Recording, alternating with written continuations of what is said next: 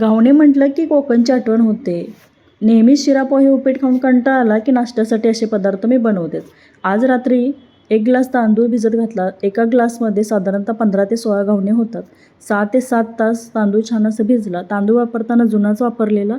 6 तासानंतर त्यातलं पाणी काढलं. मिक्सरच्या भांड्यामध्ये थोडं थोडं पाणी घालून छान असं बारीक दळून घेतलं. सुरुवातीला जास्तीचं पाणी घेतलं तर बारीक दळलं जात नाही, त्यामुळे थोडंच पाणी घातलेलं आहे बघा. छान असं बारीक दळून घेतलं. एका भांड्यात काढलं आणि आता तुम्ही कन्सिस्टन्सी बघू शकता. यामध्ये आणखी थोडं पाणी ॲड करायची गरज होती. कन्सिस्टन्सी व्यवस्थित असेल तर छान अशी घावणीला जाळी पडते. चवीनुसार मीठ घातलं आणि फुलपात्राने छान असं ढवळून घेतलं. घावणे बनवण्यासाठी जो तवा वापरते तो गरम करण्यासाठी ठेवला. त्याला थोडंसं तेल लावून घेतलं आणि अशा पद्धतीने फुलपात्रानेच मिश्रण ओतून घेतलं.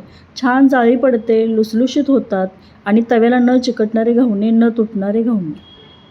थोडी वाफ बसण्यासाठी झाकण ठेवलं. अर्ध्या मिनिटाचीच वाफ दिली. एका बाजूने घावणं अलगद साईडला झाला की त्याची बाजू पलटायची आणि हे बघा छान जाळी पडली. तितकाच लुसलुशीत असा घावणं तयार झाला.